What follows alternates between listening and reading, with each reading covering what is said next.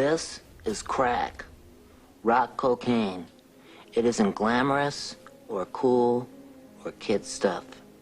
It's the most addictive kind of cocaine, and it can kill you.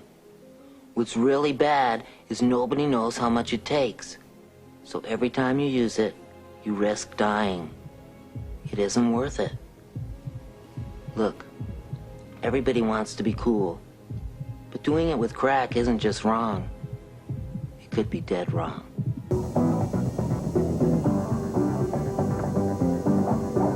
Sometimes the best answer is the simplest way. Drugs. Some of the big kids do them. So it's tough for us younger now. But my mom and dad helped get this D.A.R.E anti-drug program in our school. It's run by specially trained police. Now we're saying no to drugs. Just say no. Be your own best friend. Get D.A.R.E in your kid's school, too, by visiting Country Style Donuts. Purchase the D.A.R.E Bear and show you care. Proceeds go to D.A.R.E in your community. Now, I'll admit, I myself am a D.A.R.E child. I didn't have it in school, but my mom was a D.A.R.E officer through the Army. She was military police, went to many different schools, one of the most badass women I know. But today I'm going to be talking about the failures of the D.A.R.E program and really how it went. D.A.R.E, or Drug Abuse Resistance Education, was launched in 1983 by the LAPD in the Los Angeles School District. It quickly spread nationwide, funded by millions in federal grants. The idea was simple: have uniformed police officers teach kids about the dangers of drugs, peer pressure, and violence. Sounds good, right? Police in schools, teaching prevention, what could go wrong? To remain drug-free. And avoid violence. And avoid violence. I will be in charge of my life. I will be in charge of my life. To make healthy choices. To make healthy choices. Especially confronted with peer pressure.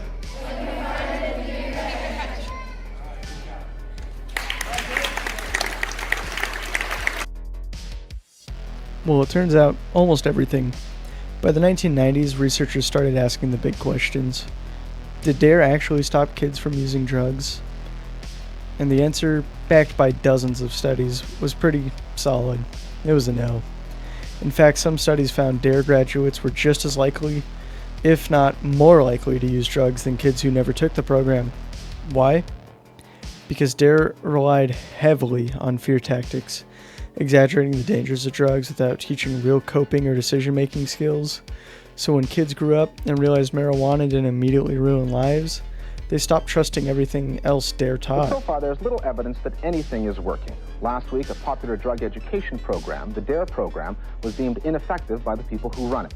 Surveys indicate that hardcore drug use is up, drug-related violence is up, and visits to treatment centers are down. And the White House drug czar's own office was gutted, its staff cut in the recent budget cutbacks.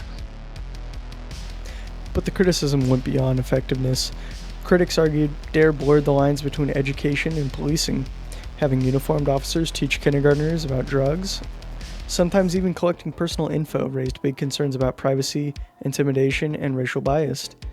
It also reinforced a just-say-no mentality that ignored mental health, trauma, and social factors behind substance use. Even the U.S. Surgeon General's office and the GAO, Government Accountability Office, called it out in the early 2000s for wasting taxpayer money without measurable results. We speak to you not simply as fellow citizens, but as fellow parents and grandparents and as concerned neighbors. It's back to school time for America's children, and while drug and alcohol abuse cuts across all generations, it's especially damaging to the young people on whom our future depends. To its credit, D.A.R.E did try to reform. In the 2010s, they partnered with the prevention experts to launch a new evidence-based curriculum called Keeping It Real. This version focuses more on decision-making, peer pressure, and communication instead of fear. Early studies show it works a little better, but D.A.R.E's old reputation still haunts it. It gets much worse than that. Children were often used as informants. Children were asked to submit D.A.R.E police officers sensitive written questionnaires that can easily refer to the kids' homes. And that, a D.A.R.E lesson, was called the 3 R's: recognize, resist, and report, encouraging children to tell friends and teachers or police if they find drugs at home. In addition, D.A.R.E officers are encouraged to put a D.A.R.E box in every classroom, into which students may drop drug information or questions under the pretense of anonymity. Officers are instructed that if a student makes a disclosure related to a drug use, the officer should report the information to further authorities, both school and police. This, apparently, applies whether the drug use was legal or illegal, harmless or harmful. In a number of communities around the country, students have been enlisted by the D.A.R.E officer as informants against their parents. In 1995, parents compared D.A.R.E to the late Weimar Republic, an installation of uniformed, sometimes armed, agents of the state in classrooms to tell children what their attitudes ought to be, and to obtain information about the family home life which may be interesting to the state.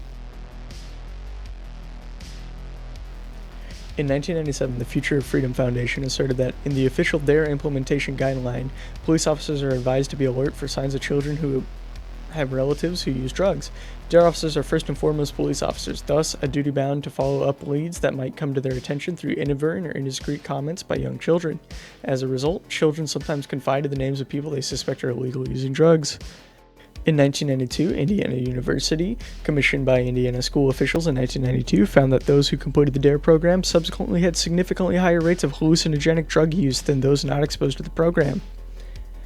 In 1994, 3 RTI international scientists evaluated 8 previous quantitative analyses on D.A.R.E's efficacy that were found to meet their requirements for rigor. The research found that D.A.R.E's long-term effect could not be determined because the corresponding studies were compromised by several control groups, attrition, or contamination. However, the study concluded that the short-term D.A.R.E imparts a large amount of information, but has little or no impact on students' drug use, and that much smaller interactive programs were more effective. After the 1994 Triangle Institute study, an article in the News Time LA stated that the organization spent $41,000 to try to prevent widespread distribution of the RTI report, and stated legally action aimed to squelching the study. The director of the publication of the American Journal of Public Health told USA Today, "The D.A.R.E has tried to interfere with the publication of this. They tried to intimidate us." In 1995, California Department of Education, a report to the California Department of Education by Joel Brown stated that none of California's drug education programs worked, including D.A.R.E. California drug education programs, D.A.R.E. being the largest of them, simply don't work. More than 40% of the students told research that they were not at all influenced by drug educators of the program. Nearly 70% reported neutral or negative feelings about those deliveries of the anti-drug message, while only 10% of the elementary students responded to drug education negatively or indifferently.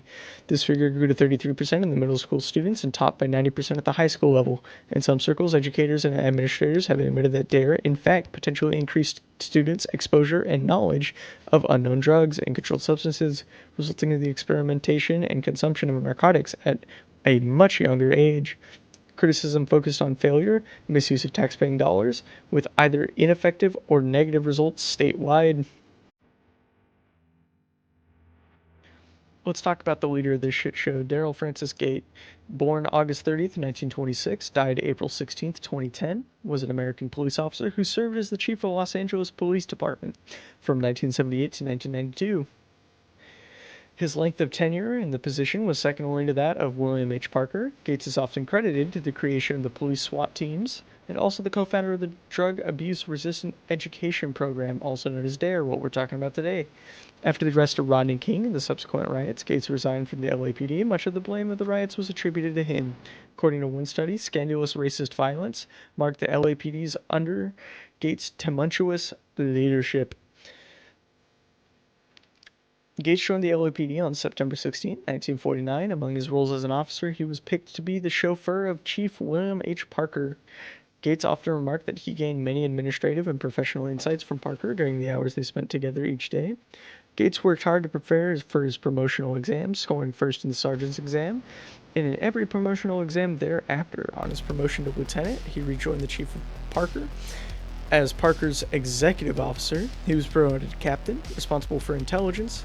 By the time of the Watts riots in 1965, he was an inspector overseeing the investigations of, among other crimes, the Manson family murders and the Hillside Strangler case. By the time of 1975, special investigation into the assassination of Robert F. Kennedy, he was assistant chief of the department. On March 28, 1978, Gates became the 49th chief of the department. Gates established the special unit that also became known as SWAT, originally Special Weapons Attack Team, but was changed to and Tactics for optics. In order to deal with the hostage rescue and extreme situations involving armed and dangerous suspects, ordinary street officers with light armament, limited weapons training, and little instructions on group fighting techniques had shown to be ineffective against dealing with snipers, bank robberies carried out by the heavily armed persons, and other highly intense situations. In 1965, Officer John Nelson came up with the idea to form a specialty team equipped to respond and manage critical situations while minimizing police casualties. Now let's get back into his D.A.R.E program. In collaboration with the Rotary Club of Los Angeles, Gates founded the D.A.R.E program, acronym for Drug Abuse Resistance Education, a program designed to educate students and children about the dangers of drug use and abuse. D.A.R.E has become a worldwide organization with programs in schools across the globe. However, despite the program's wide use, peer-reviewed government-sponsored scientific research has discredited D.A.R.E's claims of effectiveness in reducing alcohol or drug use, and the beginning of the program has seen a 73% reduction in taxpayer funding as a result. Did you also know this guy is involved in an MLM scheme? Have you ever dealt with, a friend that's kind of dumb and they're like, hey, join this Facebook group or join this WhatsApp group and you'll get $20, right? Your friend maybe gets $30. You get the $20 after you invite someone else. It's a Ponzi scheme. It's a pyramid scheme. Pretty much what he was a part of. Also, that pyramid scheme is still around. I'm not going to name it. They have the lawyers. I don't. I'm one guy in an apartment. I do not have the lawyers for that.